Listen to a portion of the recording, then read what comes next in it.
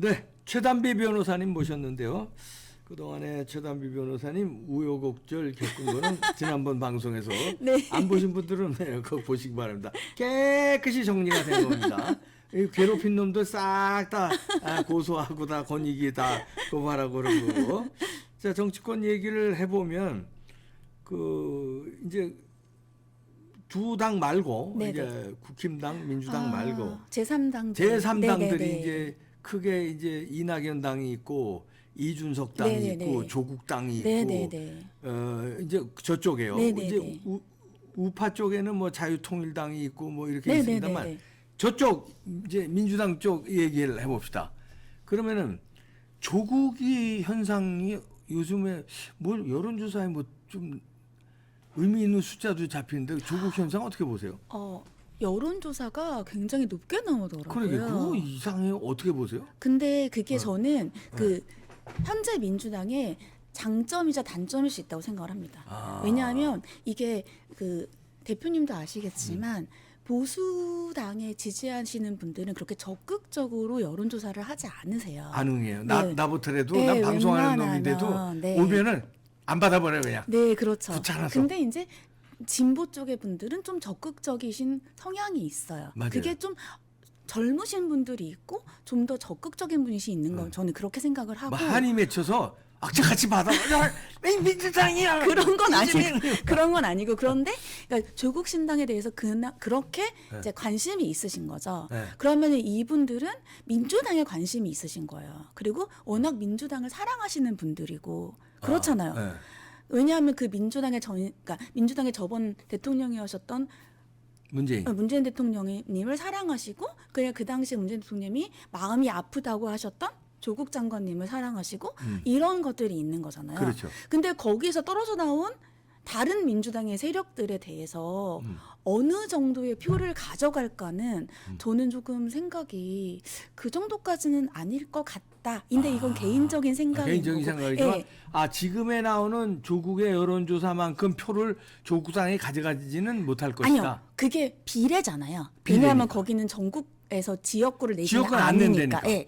그렇다고 한다면은 지역구를 내지 않는 비례만 있는 정당은 그 선거운동을 하는 게 제한됩니다. 네. 예. 그렇기 때문에 선거운동을 그렇게 많이 하지 못해요. 네. 그럼 결국은 조국 대표님한테만 의지할 수 없는 당이기 때문에 과연 나중에 갔을 때 그분들이 지역구를 찍고 비례를 찍으러 가야 되시는 거잖아요. 그렇지. 근데 지역구를 찍으려고 굳이 가실까? 라는 생각을 저는 하고 있어요. 네, 그래서 그렇게까지는 오히려 그러니까 가시면은 오히려 민주당이 안 좋은 거고. 그렇지. 오히려 왜냐하면 표가 나눠지니까. 민주당 표가 나눠지니까. 왜냐하면 비례는 하나 찍어야 되는데 민주당의 비례 정당을 나눠지니까. 찍느냐 조국당을 찍느냐니까. 그러니까 저 1번은 가시면 오히려 민주당에게 불리한 거고 안 가실 확률이 전 높다고 생각을 하는데 그렇다고 한다면은 안 가시니까 지역구도 안 찍으시겠죠? 그렇지. 네. 투표장에 안 갈 가능성이 많이 있다. 아니 많이 있다. 아니, 있을 있다. 수 있다. 네, 있을 있다. 수 있다. 네, 있을 수 있다. 개인적인 생각입니다. 그러네요. 왜냐하면 그렇게 적극적으로 투표하는데 지역구가 일단 그렇죠. 아니니까 예. 조국을 지지하는 사람은 비례인데 이 비례를 위해서 그냥 투표장에 가는 것보다는 그렇죠. 놀러 가면서 이제 뭐 조금 아니 그러니까 놀러 간다는 게 아니라 뭐 그렇게 차라리 오늘 쉬고 너무 힘드시잖아요. 그러니까 다들 사는 게. 그러니까. 응징력 같은 게 좀 약할 수 있다.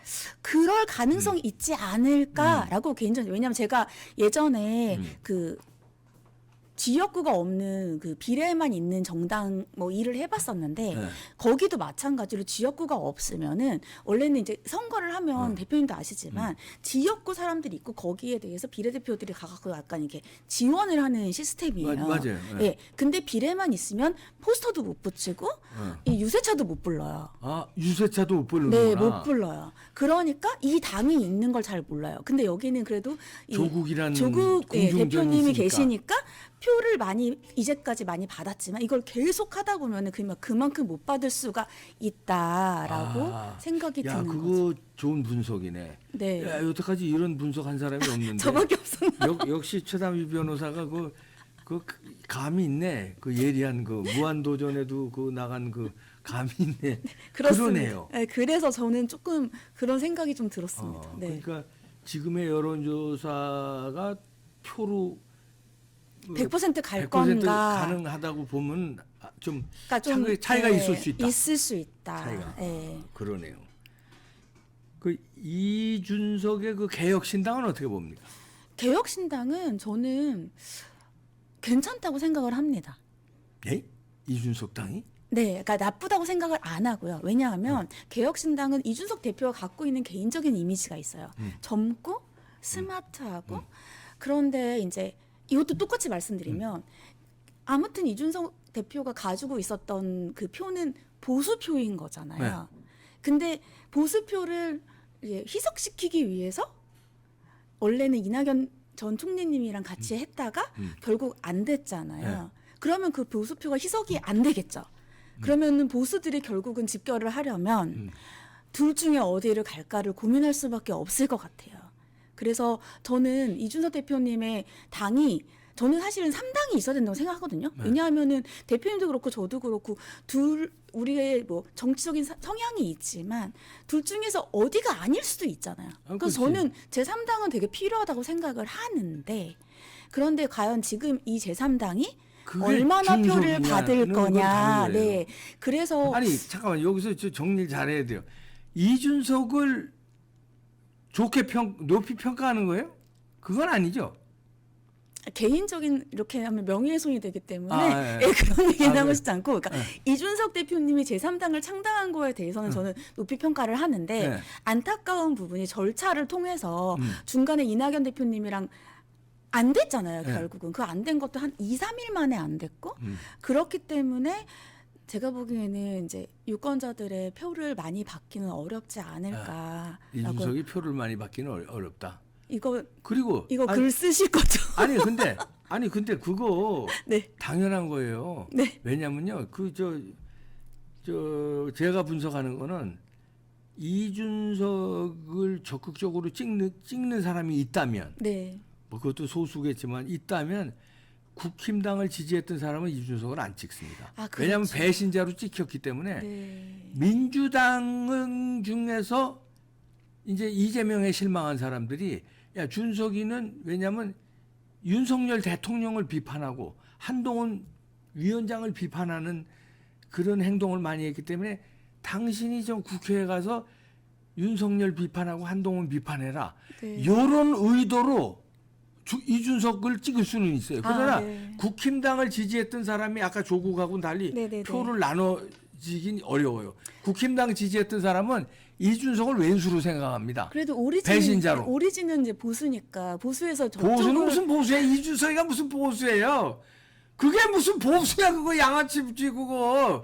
아니 그렇죠. 아니, 네, 그런데 그치, 네. 그래도 이제 보수를 이제 표방을 지칭하는 했었지. 표방하는 분이시니까. 근데 조금 그러니까 만약에 이낙연 대표랑 이렇게 헤어지지 않으셨으면 저는 또 약간 그래도 중도의 어느 정도를 가지고 올 수 있지 않았을까. 전 그렇다고 하더라도 예전 진짜 국민의당, 그러니까 바른미래당 전신인 국민의당처럼 되지는 않을 거라고 생각을 했습니다만 그래도 어느 정도의 비례대표 한 2명 정도는 받을 수 있지 않았을까? 그렇지. 네. 이낙연하고 헤어지지 않았다면 한 2명 정도 네, 받을 수 있지 있었는데. 않았을까라고 하는데 이제 이게 중도 흡입력이 낮으니까. 네, 그래서 헤어지는 바람에 이준석도 그러니까 선명성이 떨어진 거죠, 둘 다. 그렇지. 네. 이낙연도 그렇고 네. 둘 다 이제 아니, 그러니까 제 개인적인 생각이에요. 다시 말씀드리면 이거는 뭐 제가 뭐 선거의 전문가가 아니기 때문에. 그 법적으로 굉장히 그 조심 몸살이시네. 맞죠. 예, 변호사니까. 개인적인 생각입니다. 근데 그 분석이 맞아요. 이준석하고 이낙연이 합쳤으면 그 어느 정도의 파괴력은 있었을 거예요. 특히 호남에서. 그렇죠. 호남에서. 근데 그게 깨지면서 양쪽 다 이제 말하자면 그 효과를 오히려 조국이가 조금. 그리고 김종인 공관위원장님이 오셨잖아요. 네. 근데 공관위원장님 원래는 체급이 엄청 높으신 분이고 이슈를 항상 몰고 다니시는 분인데 요새 너무 그러니까 원래 체급에 비해서 이슈가 덜하세요. 이번에 아주 그렇다면은- 망가졌어. 아니요. 망가진 게 아니에요? 그렇다면 김종인 위원장님이 그만큼 적극적으로 활동을 안 하시고 있다고 저는 느낌이 들더라고요. 야, 그것도 맞아. 나도 봤는데. 그쵸. 적극적으로 안 하더라고요. 그러니까 왜냐하면 들어왔는데 이게 가능성이 없어 보이는 거야. 원래는 김종인 위원장님 같은 분이 계시면은 맞아. 뉴스에 계속 나와야 되는데 그만큼 뉴스에 안 나오세요. 그러니까 그런 좀 여러 가지를 본다면은 이게 기대만큼은 안 되지 않을까라는 개인적인 생각을 하고 있습니다. 그러니까 맞아. 그 전에 김종인이 이런 선거판에 나왔을 때는 굉장히 매일. 상당히 적극적으로. 그렇죠. 근데 지금은 하는 척만 신용조차도 안 하고 뉴스에 뒤로 빠져 있더라고. 위원장님께서 공관위원장이 되셨다는 이외에는 뉴스에 안 나와. 안 나오시니까. 이 사람이 그 뉴스에 나오는 말을 잘하는 사람이거든요. 그리고 그냥 존재 자체가 뉴스에 많이 나오시는 그리고 분이니까. 그 키워드를 잘 알아요. 그렇죠. 네. 그래서 뭘 던지면 기자들이 좋아해서 헤드라인에 쓴다는 걸 너무 잘 알아서 잘 던지거든. 근데 이번엔 아예 안 던지더라고. 그래서 안 나와. 그리고 한 달밖에 지금 33일이잖아요. 33일 남았어요. 한 선거가. 달밖에 안 남았어. 한 달밖에 안 남았어요. 그러니까는 조금 의지가 없다. 아니요. 이길라는 아니요. 저는 그런 말 한 적이 없습니다.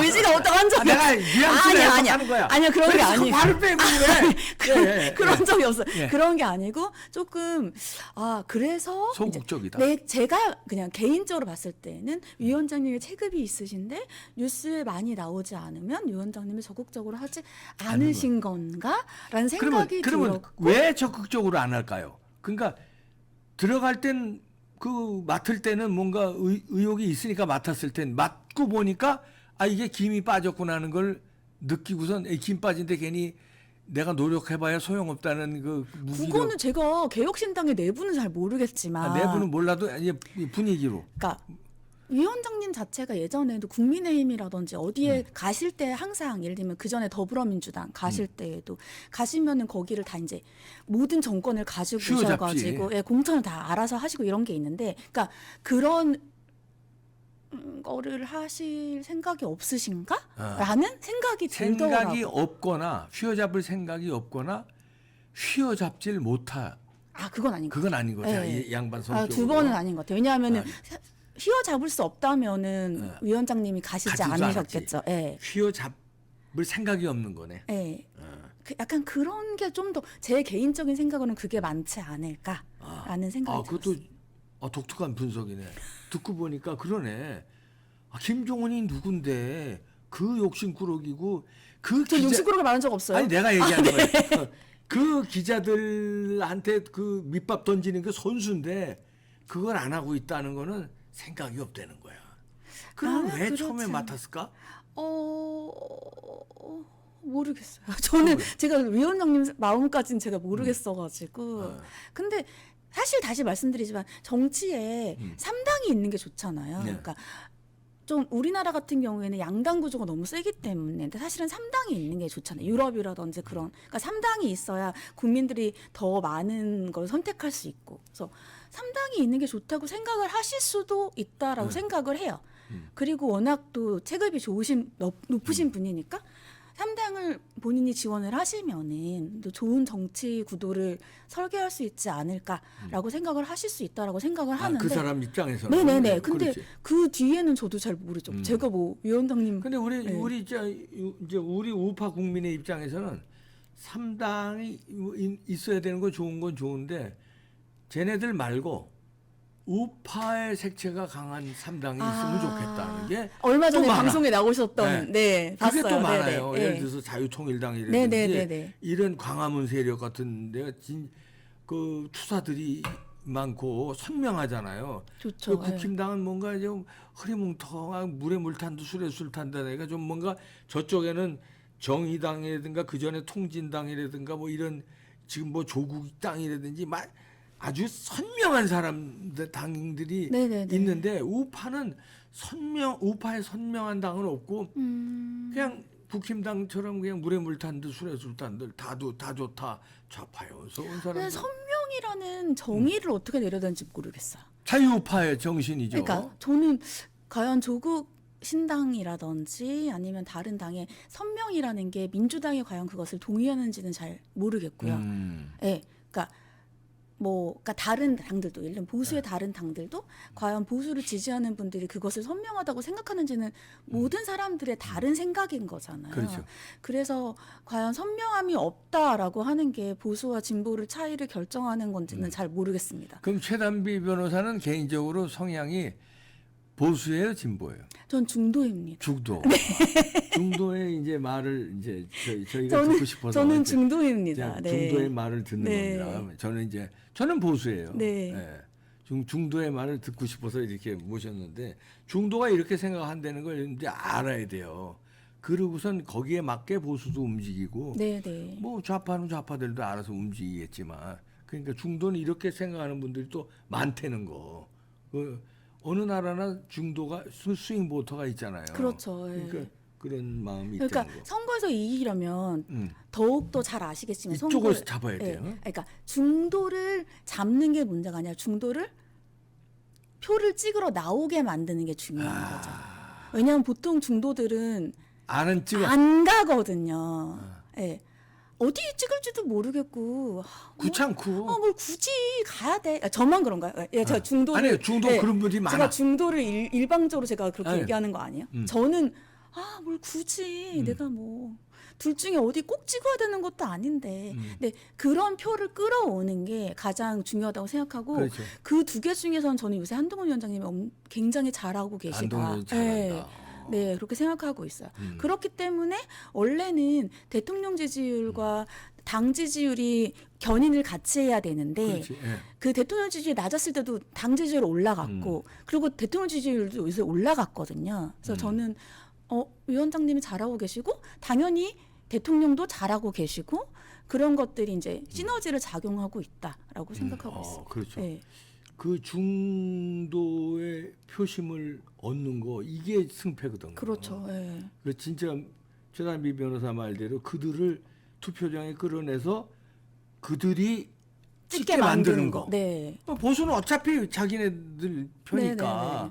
그들을 찍게 만드는 거. 그리고 또 한 발 더 나가서 보수가 적극적으로 찍게 만드는 거. 그렇죠. 그러니까 가도는 왜 가두리 양식장이라고 그냥 내가 안 나가도 뭐 집토끼, 저희 집토끼라고 부르죠. 네. 집토끼 내가 안 나가도 네네네. 알아서. 이게 아니라 그 아주 맹렬함을 내가 이번에 그렇죠. 안 나가면 안 되지. 큰일 나지. 큰일 나지. 네네. 내가 이거 이 당을 살려야지. 뭐 이런 식으로 집토끼를 강렬하게 만들고 중도를 나오게 하고. 네, 맞아요. 그러면 이기는 거지. 근데 그거를 지금 점점 상승세라서 한동훈 위원장이 그건 네, 이제 저는 잘하고 매력을 있어요. 잘 개인적으로 봤잖아요. 평가하고 네, 있어요. 네. 이거는 뭐 제 개인적이니까 뭐 무슨 연구원이라든지 무슨 그렇지. 갤럽 이런 게 아니라서 제 개인적인 생각은 얘기할 수 있잖아요. 그럼요. 네, 개인적인 생각으로는 그렇지. 잘하고 계신다 생각하고 있습니다. 그렇구만요. 네. 그 중도에서 봤을 때도 한동훈 위원장은 이제 매력이 있구나. 여러 가지. 많으시죠. 매력이. 그리고 그러니까 물론 어제 오늘 계속 나오는 뉴스가 민주당에서 이제 국민의힘의 공천이 문제가 많다 이렇게 얘기는 하시지만 계속 나눠 봤을 때는 이번 공천에서 저만큼 잡음이 없는 건 쉽지가 않거든요. 맞아요. 잡음이 네. 진짜 없는 편이야. 네, 진짜 없는 정말 편이야. 잡음이 저렇게 없는 정도는 사실 쉽지 않거든요. 맞아. 네, 그래서 저는 오히려 그렇기 때문에 한동훈 위원장님이 더 그 자신이 얘기하는 것에 대해서 권위가 쓴다라고 생각을 하고 있어요. 네. 그런 것 같아요. 그러니까 공천 탈락한 사람도 승복하는 게 네. 왜냐하면 이제 한동훈 위원장 하는 게 그 말하자면 자기의 어떤 사익을 위해서 막 하는 게 하는 거가 없으시니까. 아니니까 네. 아이고 뭐 승복 이렇게 가는 거거든요. 그게 아니라면은 저 민주당처럼 막 지금 네. 난리가 나겠죠. 사천 난리 나고 지금 네. 그럴 텐데 진짜 잡음이 거의 저는 그래도 제가 시사 패널을 거의 10몇 년을 했는데 이렇게 잡음 처음이야. 없는 공천은 저도 거의 못 봤어요. 못 봤어. 처음이에요. 네. 더 오래 하셨잖아요. 그러면 처음이에요. 맞죠? 없었어. 네, 그래서 뭐 제가 한동훈 위원장을 뭐 개인적으로 존경 이런 게 아니라 정말 이 정도로 공천을 하는데 잡음이 없는 경우는 처음이에요. 정말 없다라고 생각을 하니까 그럼 상대적으로 지금 민주당은 사천 논란이 심하잖아요. 엄청나지 네. 또. 그러고 뭐 오늘도 뭐 그 여사님이라고 하면 안 되죠. 사모님 비서 뭐 얘기도 계속 나오고 어제부터 김혜경 비서. 네네 권모 씨 계속 나오고 권모 씨. 예. 그렇게 계속 나오는 거에 비추면은 저는 진짜로 당이 잘하고 있다라고 생각을 하고 있습니다. 네. 네. 아, 중도의 아주 독특한 예리한 분석이었네요. 앞으로 저 최단비 변호사의 그 분석을 제가 잘 이렇게 감사합니다. 여러분들에게 소개하도록 하겠습니다. 저 오늘 하나만 더 말씀드려도 예, 될까요? 말씀하세요. 예. 아니